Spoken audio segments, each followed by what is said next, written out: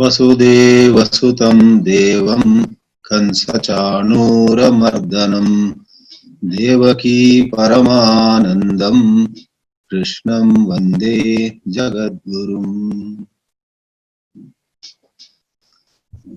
This third evening here in India and third morning in US and other times at other places, let's call this the third session of this 7-session series with the theme Punchlines and Benchmarks Guidance from Gita. We are going to consider a topic that everybody is interested in. I am sure of it. And the topic is pursuit of happiness. Where is happiness? Where do we look for happiness? Is the topic for this third session.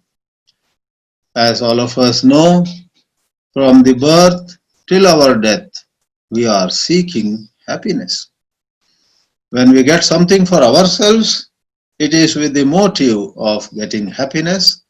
And when we give to somebody, when we serve someone, when we want to dedicate our life for the good of others, there too there is actually a recognition that true happiness I will perhaps get in this service, which is true.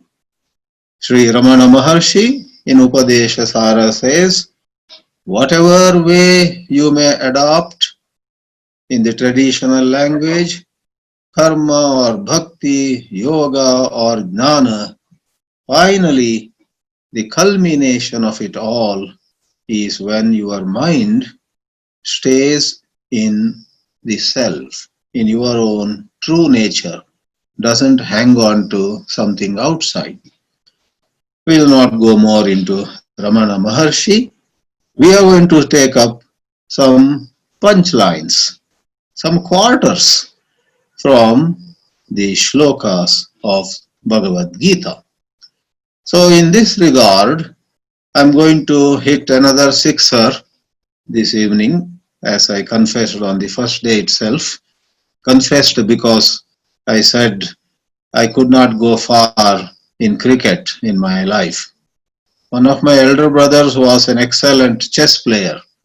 His very close colleague and friend Sai Prakash is with us today, listening to this talk. And a couple of others in my family were doing well in other games, but I wasn't good. Therefore, you understand, I became a philosopher. When you don't play cricket or tennis or anything well, best place to go is philosophy. Anyway, I don't want to make this a confession class here. So here we are, the sixer. What I mean by sixer is, like in the earlier two sessions, in this session also, I'm going to share 6 punchlines from 6 different chapters of the Bhagavad Gita.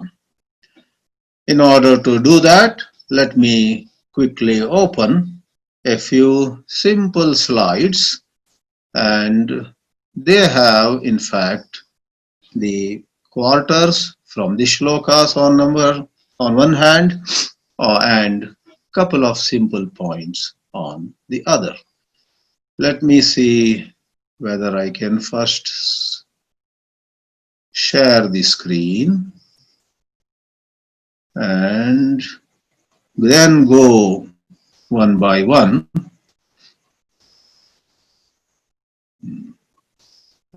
Yes. In this session, I have taken care not to have any material or matter on the right edge, because that is where I think the speaker is seen in a little window. So our theme in this session is our pursuit of happiness. Sukham.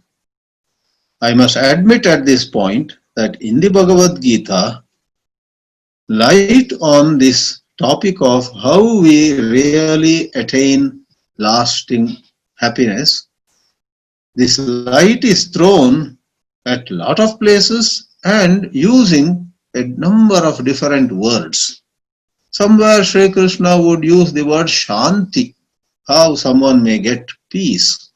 Some other place it is about being released from some bondage, bandhat vimuchyate. Yet another place the word he may use is prasada. Prasada is same as prasannatha. And yet another place it could be about mukti, and so on and so forth. In fact, on this topic, we can have many sessions really. What I have done for this session is, for my own convenience too, I have picked up some places where the word used is consistently sukham. Sukha has appeared some 20 times in the Bhagavad Gita, but at some places the word sukham means easily. Some places sukham perhaps is used as just one of the moods of the mind. But we have chosen 6 places where there is a hint given towards how we may attain happiness and how we may, in our stupidity, block our own happiness.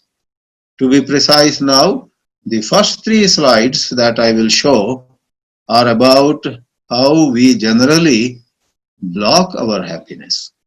Happiness is coming our way, but because of a certain maladjustment in our daily life, because of certain wrong attitude, we do not receive that happiness. We actually move towards self-created unhappiness. So with this, let's go to the first punchline. In chapter 2 itself, in the celebrated portion of Sthita Prajna Lakshana, Bhagavan Sri Krishna uses the word Sukha and asks us a question. Ashantasya kutas sukham. If you just take the last quarter of second chapter, verse 66, it just means, how can somebody who has no peace ever have happiness? That, of course, is common sense. If you don't have peace, you don't have happiness. What's the big deal, you may say. But that is where you have to see the context. The context is such that Sri Krishna talks about Indriya Sanyama, restraint of sense organs. In Sthita Prajna Lakshana, he warns all of us that if we behave in such ways where we are slaves to our own senses, the senses demand something and we just fall for them, then he would use the word which I have put here in brackets. We become disintegrated persons.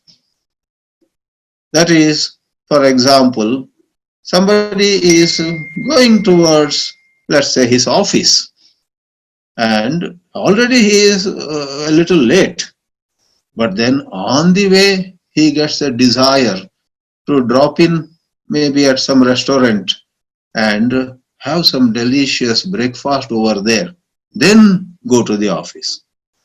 He looks at his watch and says, oh, already I am getting late.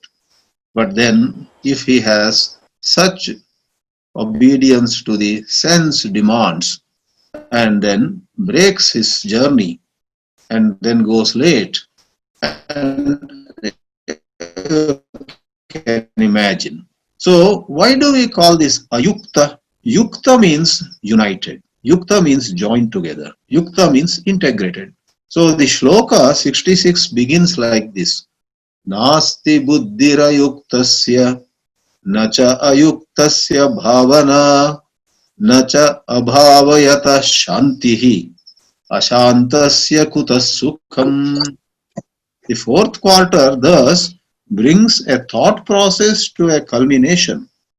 The 4th quarter, Ashantasya kutas sukham, begins with the state of affairs of the person in question being not self-controlled. He allows himself to be swayed by varieties of urges of the tongue, of the skin, of the eyes, of the ears, of the nose. Each sense organ can mislead us, can divert and distract us. Therefore, in the red letters below, which is a simple translation, liberal translation giving the essence of the punchline, we say, if you are ayukta, yukta and yogi go together. Yogi is someone who is integrated, and ayogi or ayukta is no integration means you will always have conflict in your bosom. Like this person who was going to the office because of his yielding to the temptation of some delicious breakfast somewhere, and then he reaches late. Maybe he'll tell a lie to his boss, maybe he will cover up in some way, and all that will cause conflict. We know very well how, when we are not transparent, when we are not open, it all begins with the inner division. When inside us we do not do what we believe as right, outside in our relationships we tell lies, cover up, and so on. So, no integration, no freedom from conflict, no happiness. Therefore, yielding unduly. Nobody says don't have good breakfast, but at the wrong time and in a wrong way, if you and I settle for various kinds of pleasure and such things, then we are blocking our own happiness. Therefore, in black letters, I have given 2 cents from our side. The red letters are what Sri Krishna himself said. It boils down to, if we want happiness, it's never too late in our life. We must walk our talk. We must do as we say. And in order to do that, in the first place, in our own privacy, before we meet people, before we head out and interact with people, in our own private life, there should be an alignment between what we truly believe as the right thing to do and what we actually do. We must walk our talk in private life and in public life. No wonder Stephen Covey used to emphatically say, private victory leads to public victory. A friend of mine recently confessed before me. For many years, I believe he was very frustrated why he was not successful. Then suddenly one morning it occurred to him that his outer failure was a reflection of his inner failure. In his privacy, before he heads out of home, he would spend several hours in a chaotic manner, in a haphazard manner. Like morning with coffee in hand, he would read newspaper, that too some unimportant pages for an hour or hour and a half. And then say, oh, I'm going to now succeed in my work. The way you have begun your day early morning, it doesn't speak well of you, dear. So that was his situation. So why I'm saying this is, Stephen Covey said, private victory leads to public victory, which right away implies if we fail in public, the cause could jolly well be we have first failed in our privacy, in our private hours. So this is simple matter. Sri Krishna is saying, tie up your belt, tighten your belt, walk your talk. If you walk your talk, then you become a well-integrated personality. Then happiness will come much nearer than before.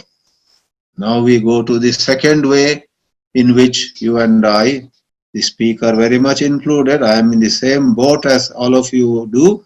Don't think I am way up somewhere. All of us make one mistake, and that is, though we have attended many satsangs, though we have studied Gita and all these holy books, and people like me have given thousands of lectures also. All said and done, as the punchline goes in chapter 4, 40th verse, na sukam samshayatmanah. When it comes to actual transactions, actual decision making, we are not very sure whether we should serve others or serve ourselves, whether we should control our senses or forget it for that particular day, whether we should adhere to truth or this time it's okay to tell a couple of, I think there are some white lies and black lies. I don't know whether brown lies, some kind of lie. Not a blatant open lie, but some kind of hidden lie. So, what does it mean? We are not convinced of the wonderful moral guidance that scriptures like Gita have been giving us. We oscillate. We oscillate and then very many times make the wrong decision. Therefore, in red letters, we have put the translation almost, not trusting good sources, Gita itself being one of the best sources, and not paying heed to good advice. These things lead to sorrow. Sukha is taken away from us. The whole shloka goes like this. The second shloka that we have selected, a quarter actually, the stanza number 40 says, Ajnascha shraddadhanascha samshayatma vinashyati nayam lokosti na paraha na sukham samshayatmanaha. Very strong words. Those who decide to remain in ignorance, those who have no faith in good advice coming towards them, Ajnaha, Ashraddha Danaha, and then doubting Thomas, as the expression goes in Christian literature. Doubting Thomas. I guess Thomas was one of those 12 apostles of Jesus Christ who doubted the divinity of Jesus and who did some mischief. I do not know the whole story. So you and I also suppose in matters which are not to be doubted, suppose we doubt. I don't know. Maybe today is Sunday, and Sunday perhaps we can tell lies. Monday to Saturday we should not. That I'm sure. Sunday perhaps we can. That kind of samshayatma vinashyati. Samshayatmanaha na sukham. There will be no happiness at all. In no way anybody is telling us to blindly follow the scriptures.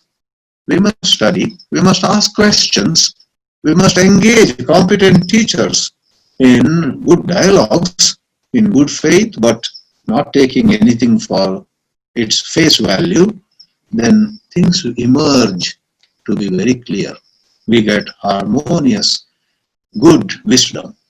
Second punchline in this way was from chapter 4 of Bhagavad Gita.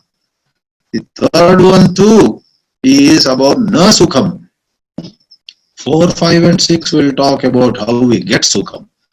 Whereas 1, 2, 3 punchlines are about na sukham, how we miss out on happiness. And that is, I am jumping to 16th chapter, Daivasura Sampad Vibhaga Yoga. And in this Daivasura Sampad Vibhaga Yoga, in more specific terms, Lord Sri Krishna says, there are these Shastras, there are these holy books, whether it is Granth Sahib for Sikhs, Bible for these Christians, for Veerashaivas in Karnataka, there is a wonderful Vachana Sahitya, Basaveshwara, Akka Mahadevi and so on. My friends from Kashmir gave me a wonderful book on Lal Ded. Lal Ded was a saint, woman saint, devoted to Lord Shiva, very much like Akka Mahadevi of Karnataka. So, show me one place in Bengal and Gujarat, in Andhra and in Rajasthan. Everywhere we have saints, sages, rishis, munis who have left behind Shastra. Though very orthodox people in our country consider the Veda and Vedanta, something said in Sanskrit, to be the Shastra. God bless them. Perhaps they have their own reason to say so. But on a practical ground, different communities, different parts of the country or the world have access to Shastra. And the part that we have taken here is from the shloka number 23, where Sri Krishna says in a warning tone, Yashastra vidim utsrijya vartate kamakarataha nasa siddhimavapnoti nasukam na param gatim. Even when Bible or Quran, Granth Sahib or Dhammapada, Vedas and the Gita, Vachana Sahitya or other are all available, Shastram Utsrajya. Someone says, I don't need all of them. All of them are of no value to me. Shastram Utsrajya, Shastra Vidhim Utsrajya, discarding it, rejecting it. Vartate Kamakarataha. Kama is selfish desire. And Kamakara is same, there is no difference. A certain Swamiji of Vrindavan, Akhandanandji, joked, Kamakara is a car called Kama. Car, like Maruti car. You sit in the car called selfish desire and drive around, you are sure to miss out on happiness. Yaha vartate kamakarataha na sa siddhima vapnoti. Success eludes him. And na sukham saha apnoti. He will not get happiness. Na parangatim. Later also he won't end up anywhere which is worth mentioning. Therefore, wanton behavior is sure to deny you happiness. It is one thing to be confident, believing in oneself, moving about with chest up. That's very good. But it's quite another to be blind and deaf. Blind to things that are there, blind to the writing on the wall, and deaf to good advice. That is not good. In fact, yesterday there was a wonderful question which had come to me 100 times before. What is the difference between self-respect and ego? Though I answered, I myself was not very happy with it. So this morning onwards I have been thinking, and finally it seems to me that self-respect is when your behavior seems reasonable to your own conscience and to people around. Whereas ego is unreasonable. Suppose you are in a meeting and several people disagree with you. Then you get up and walk away. You could walk away from a meeting on reasonable grounds or unreasonable grounds. You said sun rises in the east and all of them are saying nowadays sun rises in the west. Then you walk away. There is no ego there. You realize that these people are in some inebriated condition and you walk away. Whereas what all of them say is true. They disagree with you and your conscience says that you were wrong and they were right. But the sense of seniority, the sense of you are the founder and these people joined the organization so many years later, how dare they disagree with me? And therefore, when 3 or 4 people don't agree with you, you get up and walk away from the meeting. That is unreasonable. That is ego. So it's so difficult otherwise to draw a line. Self-respect is reasonable and ego is unreasonable. Think about it. So wanton behavior is sure to deny us happiness. We can be authentic. We can go about with self-respect. Now, I don't want to get into politics, but in my personal view, I think it was some 2 months ago, that Indian government pulled out of a certain meeting in Washington DC, because the reason was they had said a particular senator should not be there in the committee, but that senator was put there, and Mr. Jaishankar, External Affairs Minister, with the approval, I'm sure, with Narendra Modi, said we are not coming at all to this meeting. We told you don't put that particular senator or congresswoman, I think, who is all negative about our country, and yet you have put them, they are not coming. In my view, that was a matter of self-respect. But of course, critics of the present government would say that was so egoistic and not done generally. And certain lobbies in America also were very sore with the behavior of Indian government. Who will be in the committee on our side is our business. You cannot withdraw from a meeting just because we have put somebody in the committee that will receive you. That was their argument. But Jaishankar's argument is, we know very well how that lady behaves. She is totally negative towards our policies, and our meeting will be a waste of time. Therefore, we are not coming. It's very funny. So whether it is ego or self-respect is matter of debate. So as I said, I don't want to have any final word there. I just expressed my 2 cents of understanding. We can be authentic, but we should not, as the letters on the side say, right guidance should not be ignored. So friends, these were 3 ways in which we deny to ourselves happiness. Now comes 3 tips on how we may own up, how we may invoke, welcome happiness to our life. Gita being a spiritual work, without... There was a summit in Washington.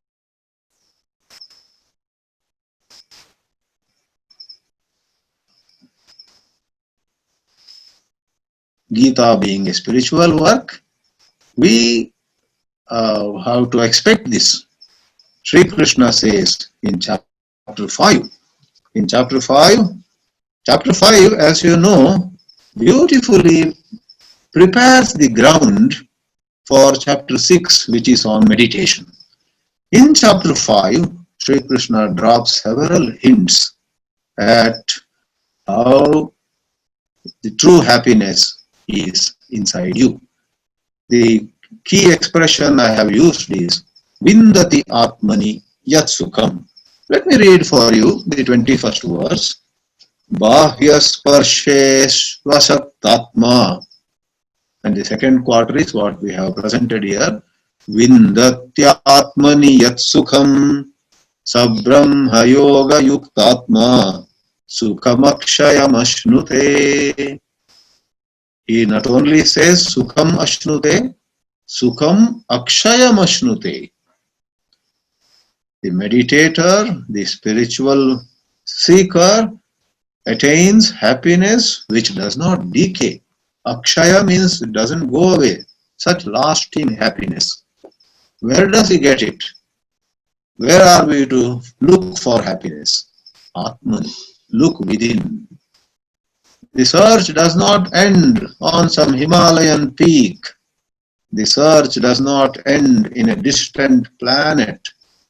And the search, of course, doesn't end in a lot of money or a beautiful woman or a handsome man or a lot of gold or, the search for happiness does not end in occupying a very coveted position in any field of human activity. The search ends in the self. What is the self with an uppercase S? It is our own true nature as consciousness, where thoughts have no interference, where thoughts do not interfere. Untouched by thought, untouched by time, untouched by comparison. Thought is the culprit behind all comparison. Some of us, having quite a lot with us, compare with somebody who has a little more, and we have reason to complain and feel low.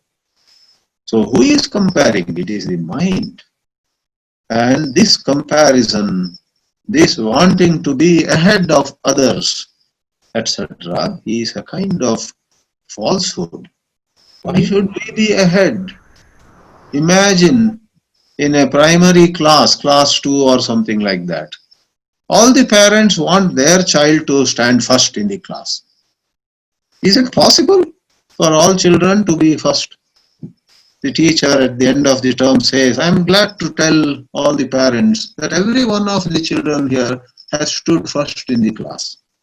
He may say it for humor, but actually, the very concept of somebody is the first and others are behind is not important. Everybody has behaved well, everybody is attentive, everybody has improved upon his own, her own skills. That is desirable. But everybody should be the first. And those parents who recognize that their child did not stand first are disgruntled. They are already thinking of shifting their child to another school. And that is childish behavior. So, what I mean by the false in the second part, negate all that is false. Hold on to nothing outside. I wish to quickly clarify, when we say don't hold on to anything outside, in no way it means you walk away to the Himalayas. You do your best. You actually give your best in every field where you are involved. You do not suddenly sell away your home or resign from your job or quit from your position in some organization. That's not the point. This holding on we are talking of in a psychological context. You are the president, you are the secretary, you continue, but in your heart, you don't cling to that position, you don't draw from that position. I am the president and I am more worthy than others. That is the psychology. Rather, though you occupy a coveted chair, if you in your heart don't hold on to it for your happiness, but look at it as a way to serve a good cause. That's the shift that Gita is asking for. So look within and you will find true happiness inside you. In order to find that, you have to let go of clinging to ideas of who you are in comparative terms and in terms of wealth, power, etc. Don't judge yourself by that. If you have wealth, good. If you don't have as much wealth as others, okay, that should not be a big issue for you. There are other criteria on which you should feel good about your life. So that is the subtle distinction. The shloka goes like this, 521. I read already. Bahya sparsheshu asaktatma sukham akshayam ashnute. Now we have the last but one, the fifth punchline, which sets yet another benchmark for us, for our behavior to enjoy true happiness. And that is 628. As I already said, the sixth chapter is a lot of inputs on meditation. And in 28th verse, Sri Krishna says, Yunjannevam sada atmanam yogi vigata kalmashaha sukhena brahma samsparsham atyantam sukham ashnute. Not just sukham, atyantam sukham. Immense bliss the meditator enjoys. Meditator, let me hasten to add, doesn't have to be always imagined as somebody sitting in corner, aloof, away. Even as you are doing your work, meeting people, when your bosom is filled with certain nobility, you may come upon meditation anywhere, even in a busy marketplace. For meditation is a certain leap of your mind. Mind takes a leap and goes to a greater height. That can happen in the meditation, in some puja room or some temple or ashram, or it can happen even when we are transacting in the world. There can be moments where you may be filled with love for people, where you may be filled with forgiveness. You may, you may suddenly feel that you are letting go of a whole lot of negativity which was otherwise occupying your bosom.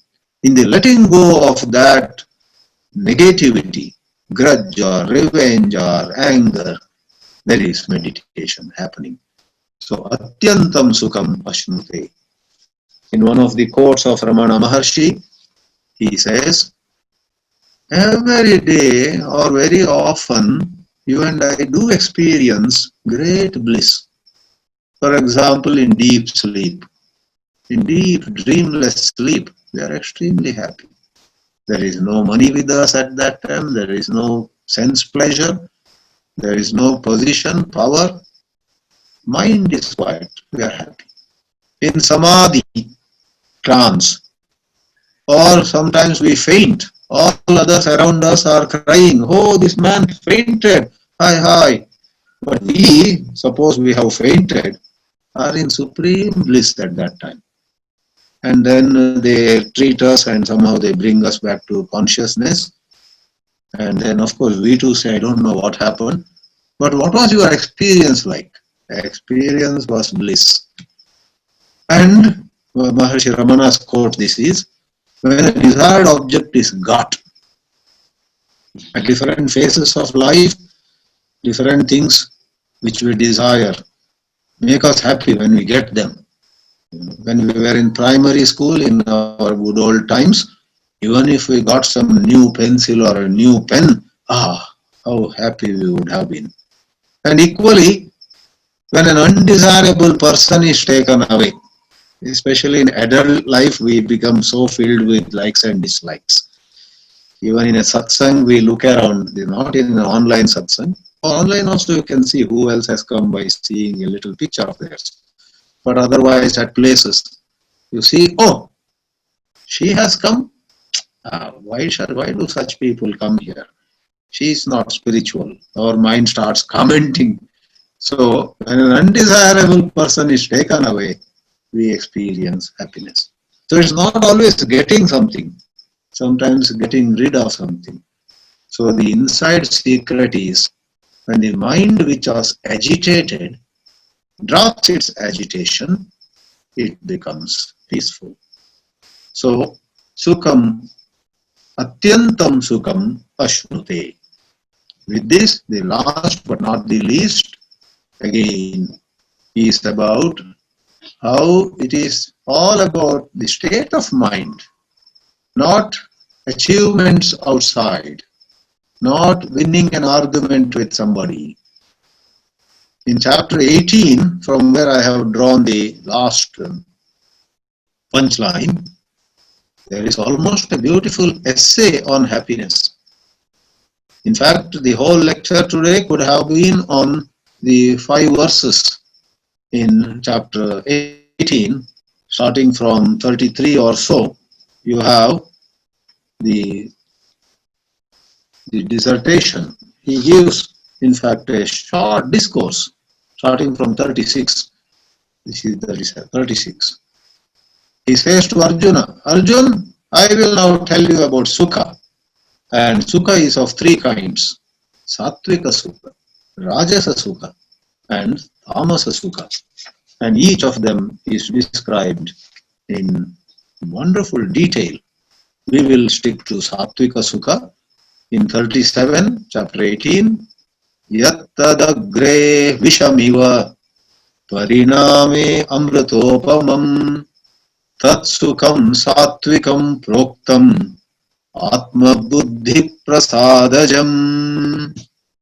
I have taken 1/4. Tatsukam Satvikam Proktam. That happiness is regarded as the best quality happiness. The next quarter after that is Atma Buddhi Prasadajam. Generally our buddhi, our thinking is caught in things of the world. our buddhi sort of hooks onto something outside. We see somebody's success and we feel jealous. The buddhi has started envying that person. How come he has gone so ahead? Alas, we are desiring something and so on. In place of it, thanks to study, contemplation, satsanga, dialogue, discussion, ruminating on what we have heard, slowly and steadily, the mind begins to dwell on. The word Atma can mean, especially from Advaita Vedanta point of view, our true nature.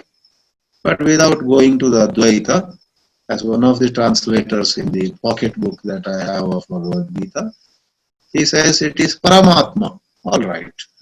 When the mind Atma Buddhi Prasadajam can mean Paramatma Buddhi Prasadajam.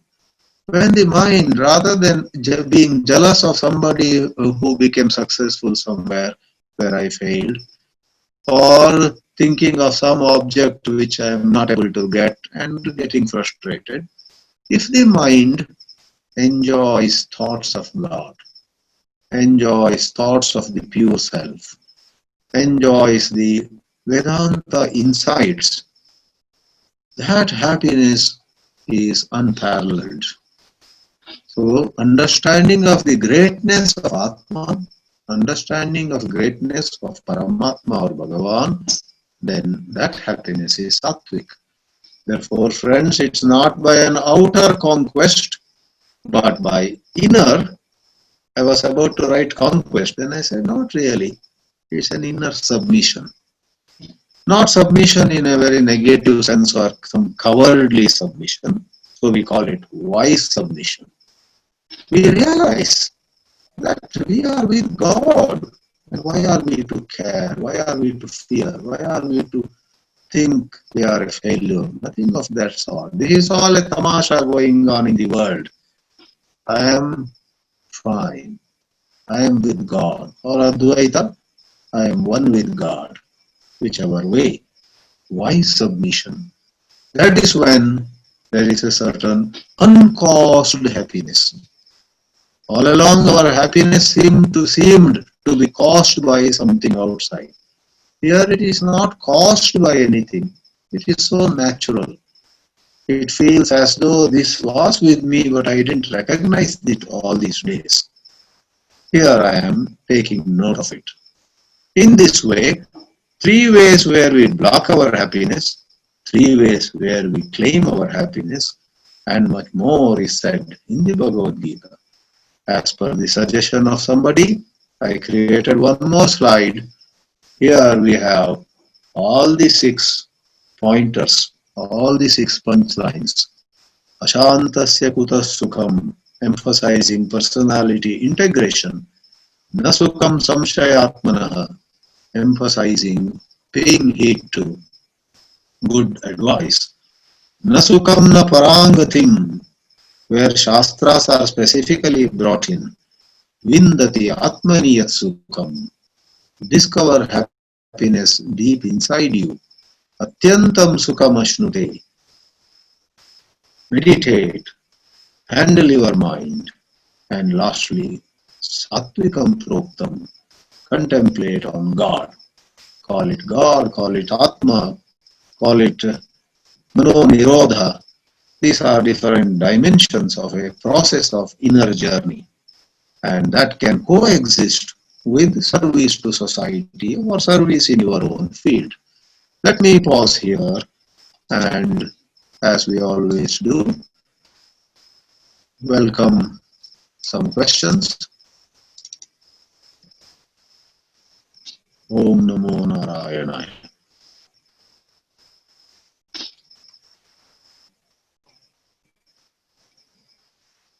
Organizers may enable microphones if they want.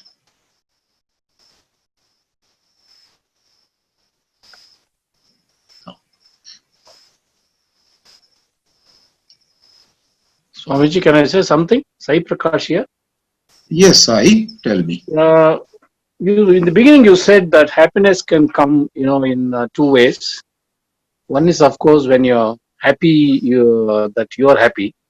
Hmm. Another is when you're happy that somebody else is made happy.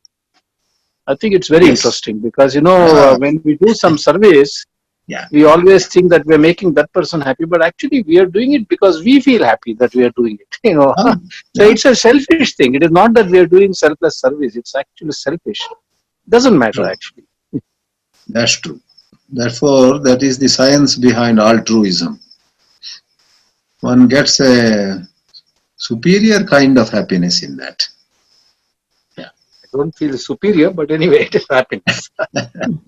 Sure. Thank you for that Thank you so much. that submission on your part. Yes, Thank I. Swamiji, Anji. this is Jyoti from America. Yes. Just something which is totally not, but we have an organization here called Sukham. They can look Oh. up sukham.org. It deals with Oh. the aging issues.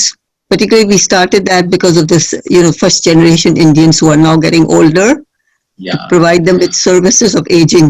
So if anybody wants to look up sukham.org, it gives good points about aging and all the problems associated with it. Next time I am going to add a slide. One more way to happiness is join Sukham. Thank you, Swamiji. Nice to know, Jyotiji. That is the Thank you. Swamiji, organization. can I ask you something? Yeah. Who is speaking? Swamiji, this is Radhika from Mumbai. Right. Right. Yeah, Swamiji said now you've given us these guidelines for happiness. Ah. Can we follow them all together, or can we first integrate ourselves and then go to the later ones? Can they be followed Right. side by side, or?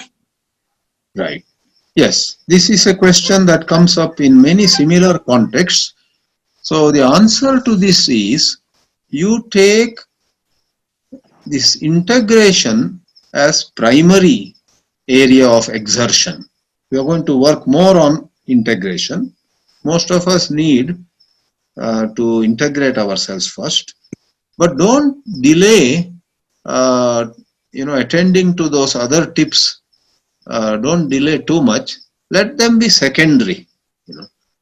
Like predominantly you are in integration process, and a little bit here, little bit there. Do try thinking of God, studying Vedanta, or joining some social service program, etc. But the personality integration, which is about how you spend your day from the time you get up till you go to bed at night, is there a compromise? Is there a division between what your conscience thinks is right and what you actually end up doing? So that bridging the gap is integration. Therefore, different people among us will have to take one of the 6 tips as primary, others as secondary and supporting. And as we get along or get going, that changes. If someone is already much integrated, then he should not waste any more time on that. He should dwell on higher Vedantic contemplation if he is ready for that. Fine. Another thing, Swamiji, see, these are all, if we are following non-duality, the principle of non-duality. So this all comes to duality. How do we interconnect this? How do we find a balance? So non-duality and these scenarios of duality have no conflict. These scenarios of duality, upon being fine-tuned, will give you the glimpse of non-duality. Yeah, this is coarse tuning, and the higher stages will be like fine-tuning. Swamiji. Yes, sir. Hello, Swamiji. Who is speaking? I am Suram Naik from Mumbai. Yes. Hello. You use the word self-created unhappiness. Yeah. You said, even when that happiness comes your way because of your attitude or something. Yeah. You said, happiness is not coming your way. Can you just give some example and elaborate on that? self-created unhappiness? Yeah. Yeah, for that. Oh yeah, in many of our behavior patterns, in both the domains of how we treat others, right? And as I talked about, how we behave in our own private life. So, in interactions, for example, somebody has openly said to us, do not be so harsh with me. Please tell me what you want, I will do, but don't yell at me, don't be harsh with me, and so on. Yet, in spite of it, because of our habit, suppose we are harsh with him, and not only that, we are harsh with him in front of others, adding insult to injury, then it causes a lot of unhappiness because those people then keep a distance, they move away, or they may do some backbiting and so on. Likewise, in the private domain also, only yielding to our habit, yielding to bad habit, we go on repeating some unhealthy thing, overeating or oversleeping or over talking or eating wrong food and so on, skipping 1, 2 a whole week, no exercise at all. Neither did, suppose one does that because of attachments. One is so attached to television or newspaper or these days internet that one just skips one's physical exercise, one skips one's morning walk or something. Then it's private, it's his own life. He is, by skipping his morning walk, he is not disturbing anybody. But his healthy routine is thrown to the winds, right? So we have to examine the way we live our life and identify this behavior has caused unhappiness to me. And a lot of guidance is available. Even if we are in disagreement with somebody, there are ways of expressing it in a polite way. So we make that change. It's not that we have to keep our mouth shut. Sometimes we are in positions where we have to say, we have to speak out. But probably we can find some better ways of speaking out. Okay, sir. Swamiji. Thank you. Swamiji, can I ask a question? Yes, Hariom, one Swamiji. one at a time. Who is speaking? My Yes, good number. Yeah. Swamiji, my name is Rekha. I Yes. just wanted to know, do our samskaras predetermine, our route to happiness? Even if we try to achieve it, does it kind of predetermine, or, that, does it mitigate our happiness? Actually, our sanskaras are our baggage, past baggage. And they do have a certain influence on our sadhana, but they don't 100% determine the future. Oh, So, okay. yeah, therefore, Swami Chinmayanandaji used to very wittily say, what you meet today is the result of the past, but your future will be based on how you meet it today. Okay. So certain things happen outside and inside. By inside I mean, one day you have made all good plans to do some exercise, to do some spiritual studies, to do some, but you just don't feel energetic, let's say. This is some past baggage, sanskar. Oh, okay. But Thank then, you, Swamiji. yeah, Thank there you. are always 2 cents you can do to change the course. Swamiji, I have a question. Chandrasekhar, my name. Yeah. Nowadays, our children are developing relations outside the family and trying to get away from the parents. Is it, I don't know how to apply Bhagavad Gita, and is it correct or not? Can you kindly guide me? See, these days, society also has changed so much. And at school, at college, at workplaces. So our youngsters constantly meet with people of various backgrounds. And olden days, it wasn't like that. There used to be, communities used to be a little bit enclosed. Now there is a lot of free exchange. Therefore, my advice here is, in such cases, we should not jump to a conclusion, they are right or they are wrong. We should engage them in some friendly discussion, and we call it dialogue. So through some dialogue, through some discussion, after all, they are grown up, they are adults. As per law, they can do anything they want. So they have the freedom. The law is on their side, and therefore we will have to treat them as almost equals, though they may not really be equals. We have to give them due respect and engage in a dialogue. Otherwise, if they make some mistake, life itself teaches them. But sometimes what they do may not be a mistake, because sometimes you think that some other group, some other community, some other nationality, some other linguistic group, oh, I don't value them. You never know. The good people are in every camp, and bad people are also in every camp. By camp, I mean community, linguistic group, professional group, etc., etc. So it's not, so philosophically, it is not tenable to label any particular community, Africans or Asians, Christians or Hindus, South Indians or North Indians. We can't say, we can't put a label, all North Indians are like this. We can't say. So we'll have to have some sound is coming. Maybe too many microphones are on, so. Swamiji, I have one question. Subramaniam from Dallas, Texas. Yeah. Yeah. Can you hear me, Swamiji? Yeah, very well. Yes, go ahead, Dr. Yes. Subramaniam. In personal relationships, in order to avoid agitations, the humility and self-respect, how to practice that? Is there difference? Can you clarify on that? Oh, yes. Oh, yes. Self-respect is a certain assertiveness, and you carry it with humility. So when you express your self-respect, the language you choose and the body language, the gestures you make can be more sattvic.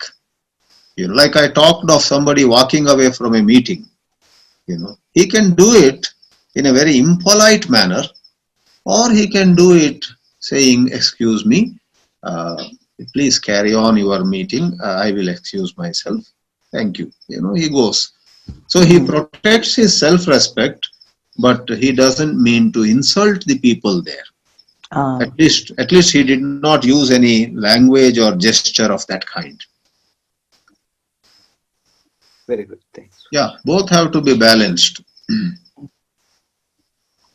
If you don't protect your self-respect, you will then become a doormat for everybody to walk over you. That's not desirable. Swamiji. Yes. I have a question. So I'm Denzel. I'm from Dallas. I'm a good friend of Andy. My question is, how can one remain having true happiness in any situation in every moment? See, though you ask the question, how can one remain in happiness all the time in all situations? The technicality of it is not like,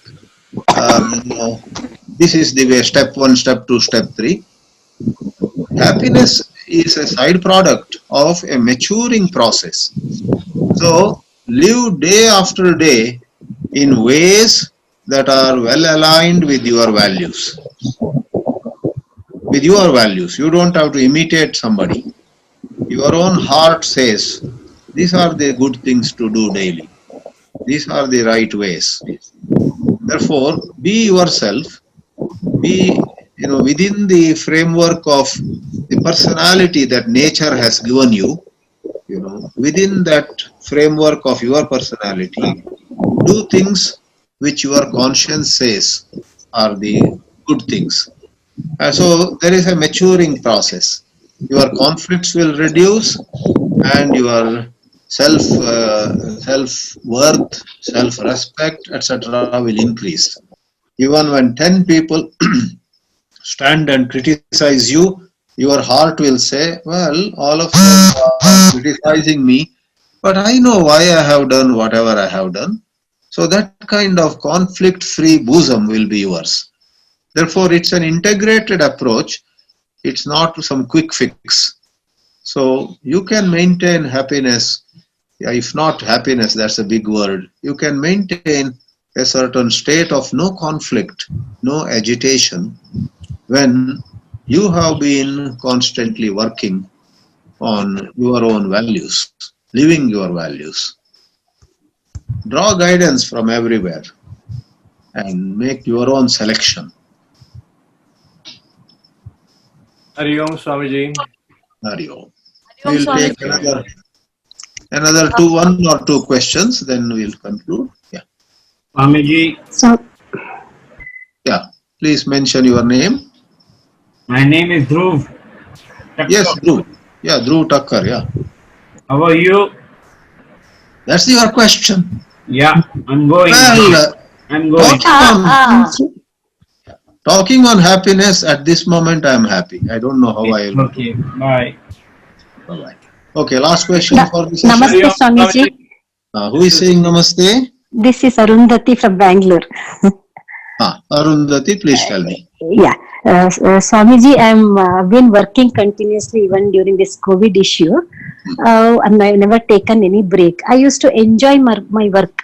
I used to feel I'm spreading positive vibes through my work to myself and to my patients. Yes. But now, because of this COVID, we are supposed to use this PPE, personal protection equipment, which is causing lot of discomfort. Yeah. And it has brought my patience level to a great extent. Oh, I understand. Yeah. Maybe because of this increased carbon dioxide, we get severe headache, but still we have to do whatever we have to do. Yeah. So the enjoyment which I'm getting through my work has come down. Oh. So this is the problem we are facing. I understand. And to the extent possible, do not hesitate to take some short breaks. Because unless you are happy, you can never give happiness to others. Yes. So all of us, including Swamijis and whoever, all of us have to sometimes safeguard a little zone of ours. Yes. A very practical, nice question. The whole country, whole world is standing up and saluting you, the medical community. But that doesn't mean that that salutation will make you suffer anyway. Yeah. Thank you. Namaste. Hari Om Swamiji. Hari Om Swamiji. Who is asking? This is Suruchi. Suruchi. Yeah, tell me. With this, we'll conclude the question answer. Suruchi, go ahead. Thank you, Swamiji, for today's session. It cleared my doubt on self-respect. I always felt, although that a person who has self-respect would not be aggressive at every instance. He might choose not to face the conflict with aggression because he's self-aware. Yeah. Secondly, I wanted to ask, is there a quick way of quietening your mind in case of agitation? Yes. Yeah, a faster method. Yeah. A quick fix. You see, everybody has to figure out what works for them.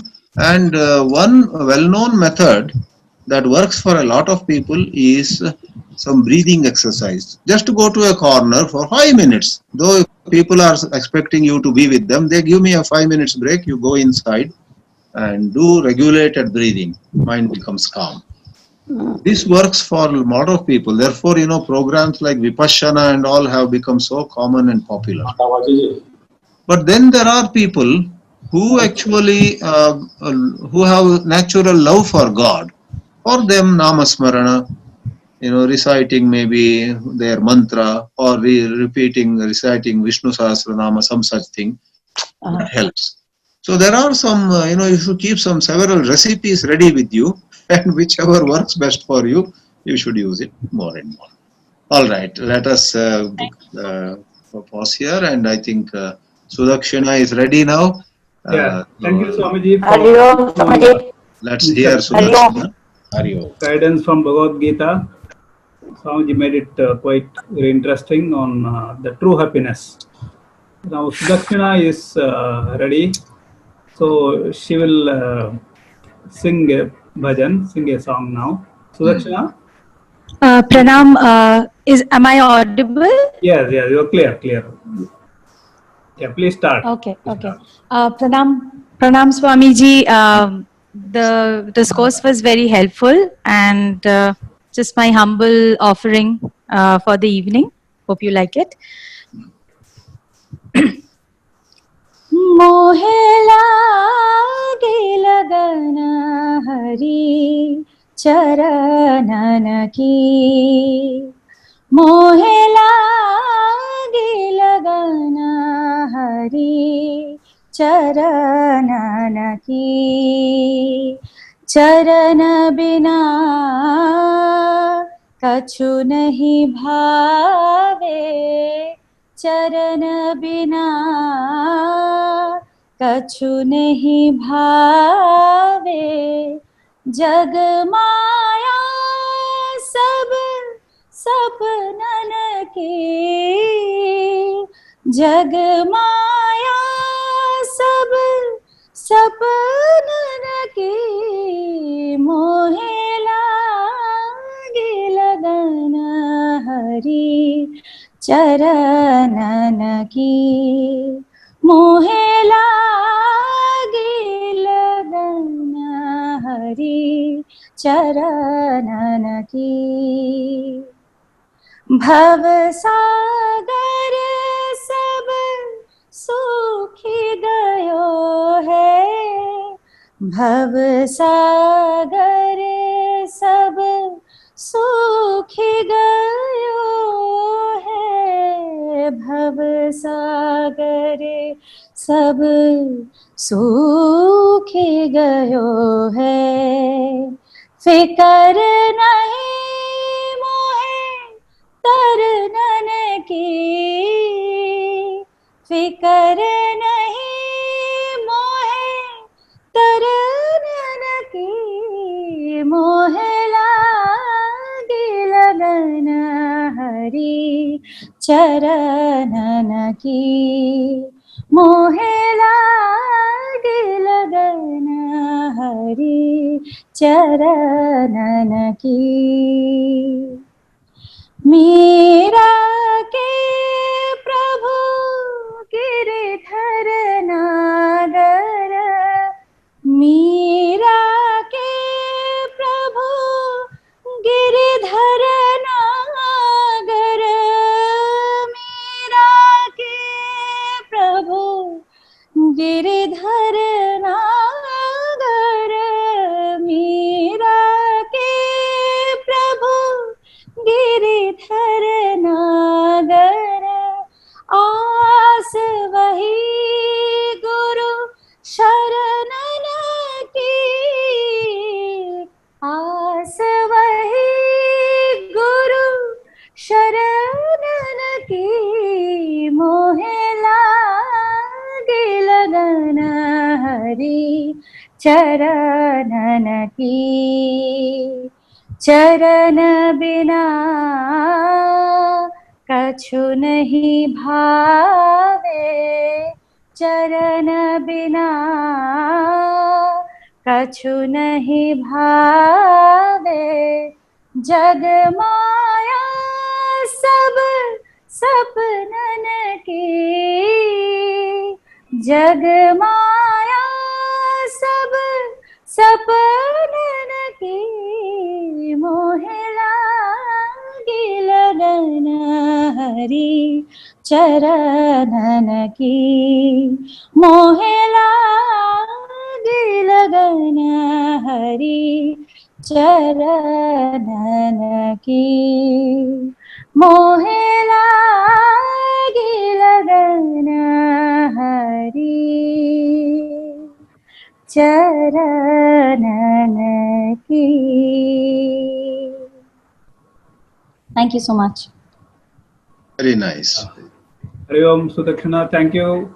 We would have loved to hear more, but we will hear one more day, maybe tomorrow or the after. Sure. Thank you so much. We will welcome you again. Thank you so much, Dakshina. Thank you. Thank you so Pranam. much. Pranam Swamiji. Swamiji. Pranam Swamiji. Thank you. Pranam. Swamiji.